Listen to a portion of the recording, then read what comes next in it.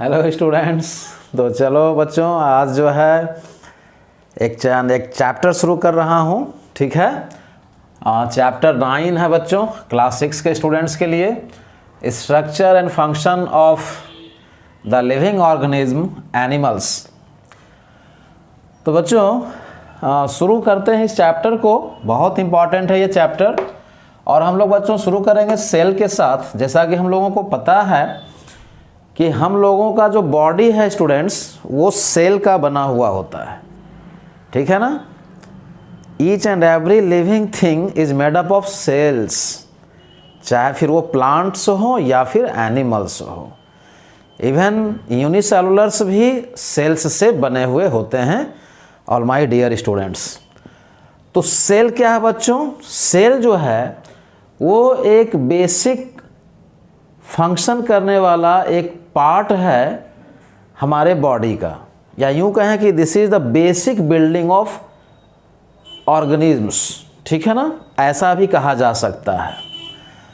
तो बच्चों अब आपको एक बात मैं बता देता हूं कि हम लोग सेल, टिश्यू, ऑर्गन सिस्टम्स, इन सभी चीज़ों के बारे में एक एक करके पढ़ने वाले हैं। आप अच्छे से इसको समझिए।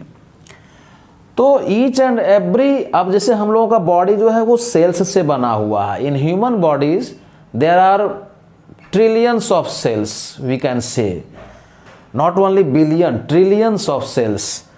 तो वो सेल जो होता है, जब वो ग्रुप हो जाता है, एक ग्रुप जब वो फॉर्म करता है ना बच्चों, ग्रुप ऑफ सेल्स जो है वो टिश्यू कहलाता है। ठीक है। और फिर टिश्यूज कलेक्टिवली फॉर्म ऑर्गन्स, और वो टिश्यूज जब फिर से कलेक्टिव होते हैं, मिलते हैं आपस में, तो वो ऑर्गन्स बनाता है। और फिर हम लोग आगे ऑर्गन सिस्टम्स के बारे में भी पढ़ते हैं। Different types of organ systems हैं हमारे बॉडी में।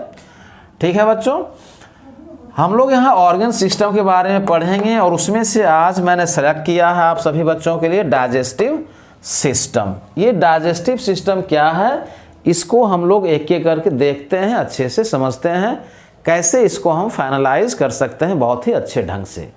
ठीक है ना। तो अगर हम लोग डाइजेस्टिव सिस्टम को देखें बच्चों, तो सबसे पहले आता है ये हमारा माउथ। ठीक है ना, ये बक्कल कैविटी, इसको हम लोग बक्कल कैविटी भी कहते हैं, माउथ। ठीक है ना, ये बहुत इंपॉर्टेंट है। और फिर अगर देखा जाए तो माउथ में जो होते हैं बच्चों, वो होता है क्या? टीथ। माउथ में क्या होते हैं? टीथ होते हैं, है ना। डिफरेंट सेट्स ऑफ टीथ होते हैं, अलग अलग जो है टीथ का एक ग्रुप होता है। ठीक है बच्चों। वहाँ पर फिर हम लोग आगे जब बढ़ते हैं तो टीथ में भी हम लोग माउथ को तो मैंने आपको बता दिया, द टीथ। उसके बाद आता है बच्चों ये टंग है। यहाँ पर जो टंग है हमारे पास, ये भी जो है बहुत इंपॉर्टेंट पार्ट है। किसका? इसका, डाइजेस्टिव सिस्टम का। और सबसे अच्छी बात यह है बच्चों कि ये हम लोग पढ़ रहे हैं पार्ट 1। ये है आप सभी बच्चों के लिए देखा जाए तो पार्ट 1। ठीक है ना बच्चों, ये पार्ट 1 है। टीथ हो गया, फिर टंग हो गया, और फिर आता है बच्चों द सैलिवरी ग्लैंड्स। उसके बाद क्या आते हैं? सैलिवरी ग्लैंड्स आते हैं। ठीक है। तो मैं एक एक करके यहाँ पर जो है डिस्कस कर देता हूँ सारे के सारे टॉपिक्स को, सारे के सारे टर्म्स को समझते हैं हम लोग क्या है यहाँ पर। ठीक है ना। तो देखो बच्चों, सबसे पहली बात तो ये है कि जैसे कि मान लेते हैं कि अगर हम लोग डाइजेस्टिव सिस्टम में अगर चल रहे हैं, तो डाइजेस्टिव सिस्टम में सबसे पहले माउथ आ रहा है यहाँ पर, आप ये देख सकते हो। ठीक है ना। ये डाइजेस्टिव सिस्टम का ये पूरा का पूरा यहाँ पर पार्ट बना करके रखा है, आप देख सकते हैं इसको बहुत अच्छे से, आप देखिए। ठीक है ना। इसमें है बच्चों द टीथ। सबसे पहले तो द टीथ है। देन आफ्टर अगर देखा जाए आगे तो फिर वो क्या है बच्चों? टीथ के बाद यहाँ पर टंग है। ठीक है ना, टीथ के बाद टंग है, मैंने भी लिख रखा है। और टंग के बाद यहाँ पर है सैलिवरी ग्लैंड्स। तो टीथ में अगर देखा जाए तो टीथ का भी बच्चों अपना कुछ पार्ट होता है। लेकिन इससे पहले कि हम लोग आगे चलें तो थोड़ा सा मिल्क टीथ और परमानेंट टीथ के बारे में आपको मैं यहाँ पर समझा सकता हूँ। अगर यहाँ पर ध्यान से देखा जाए तो all of us have 2 sets of teeth in our life time.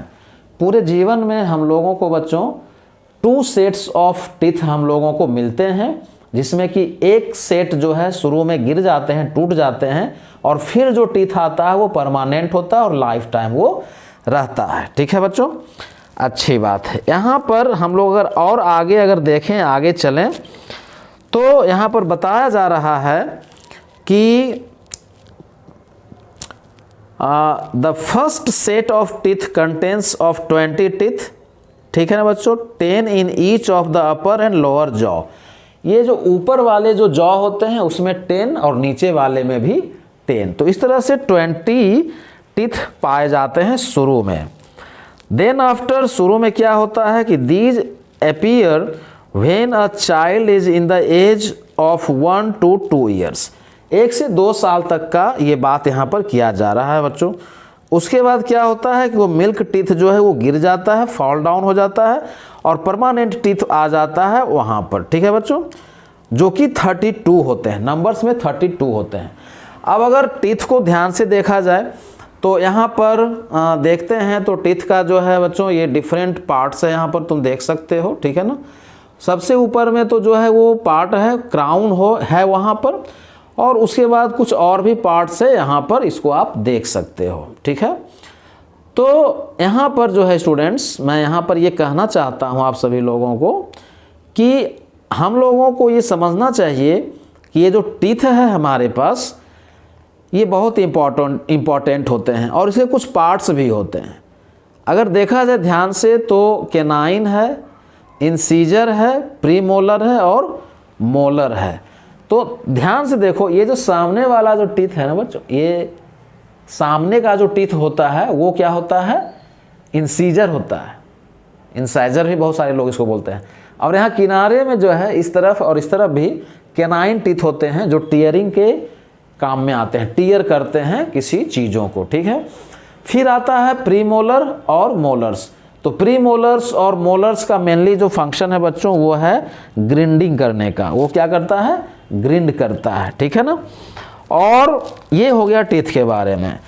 अब अगर टंग को देखा जाए, ध्यान से देखो, यहाँ पर टंग को अगर हम लोग ध्यान से देखें तो ये टंग का जो है एक सेक्शन यहाँ पर दिया गया है, और इसमें ढेर सारे पार्ट्स को इन्होंने बताया है यहाँ पर। ठीक है ना, तो अगर आगे देखें तो यहाँ पर स्वीट टेस्ट है, सबसे आगे में फ्रंट पे स्वीट होता है बच्चों, किनारे में यहाँ पर जो है सॉल्टी होता है, और फिर आगे चल करके लास्ट में अगर देखा जाए तो सोअर टेस्ट है, और सबसे लास्ट में किनारे में, सबसे लास्ट में अंतिम इंड पर, टंग के लास्ट इंड पर कौन सा है बुआ, सारे बच्चे ध्यान से सुने, वो है बिटर। तो ये टेस्ट बर्ड्स को यहाँ पर शो किया गया है। यहाँ जो है बच्चों सामने में स्वीट हो गया, ठीक है ना। देन आफ्टर क्या हो जाता है सो देखते हैं। उसके बाद जो है किनारे में दोनों तरफ सॉल्टी है, फिर लास्ट में दोनों साइड सोअर है, और लास्ट में अंत में, सबसे लास्ट में अंत में है बच्चों क्या, बीटर। तो ये हो गया टंग के टेस्ट बर्ड्स के बारे में। उसके बाद हम लोगों को अगर देखना है तो द सैलिवरी ग्लैंड्स, ये बहुत इंपॉर्टेंट चीज़ है। सैलिवरी ग्लैंड्स के बारे में तुम लोग सुने ही होगे बच्चों। सैलिवरी ग्लैंड्स क्या होता है, हमारे माउथ में ये पाया जाता है, जो कि जो फूड जब हम लोग खाते हैं तो सैलिवरी ग्लैंड्स से सैलेवा सीक्रेट होता है, जो कि फूड के साथ जाकर के मिक्सअप हो जाता है और उसको जो है वो सॉफ्ट कर देता है, ठीक है ना। और फिर ये जब वो फूड जब है सॉफ्ट हो जाता है, सैलेवा उसमें मिल जाता है, दांत से उसको हम लोग ग्रिंड करते हैं, चर्न करते हैं, फिर उसको हम लोग स्वेलो कर लेते हैं बच्चों, तो आसानी से वो डाइजेस्ट हो जाता है। तो सैलेवा का बस इतना ही फंक्शन है, ठीक है ना। कुछ इंपॉर्टेंट पार्ट्स, इंपॉर्टेंट बातों को मैं सैलेवा के बारे में यहाँ पर आपको बता देता हूँ। क्या बताया गया है सो देखिए, ठीक है ना। ध्यान से अगर देखा जाए यहाँ पर बच्चों, तो ये रहा यहाँ पर जो है सैलेवा का एक छोटा सा जो है फिगर दे रखा है, यहाँ पर आप देख सकते हो, ठीक है ना। और इसके बाद जो है हम देख सकते हैं कि यहाँ पर ये सैलिवरी ग्लैंड्स को शो किया गया है, ठीक है ना, सैलिवरी ग्लैंड्स को यहाँ पर जो है ये शो किया गया है। अगर हम लोग इसको ध्यान से देखें तो there are 3 pairs of salivary glands, ठीक है बच्चों, 3 पेयर्स होते हैं, 3 पेयर्स में 6 हो जाएंगे, 6 सैलिवरी ग्लैंड्स हो जाएंगे। There are 3 pairs of salivary glands in our mouth, they produce a watery fluid called saliva. ये सब बातों को मैंने बता दिया है। तो 3 पेयर्स, बस इतना ही मेन था हम लोगों को जानना कि ये जो होते हैं बच्चों, ये कितना होते हैं, 3 पेयर्स होते हैं। कितने होते हैं, 3 पेयर्स होते हैं नंबर्स में, बस। और है फूड को सॉफ्ट करता है, उसको बनाता है, और फिर हम लोग उसको स्वेलो कर जाते हैं, टीथ से चबा चबा करके भोजन को खाते हैं, और ये डाइजेस्ट होता है फर्दर।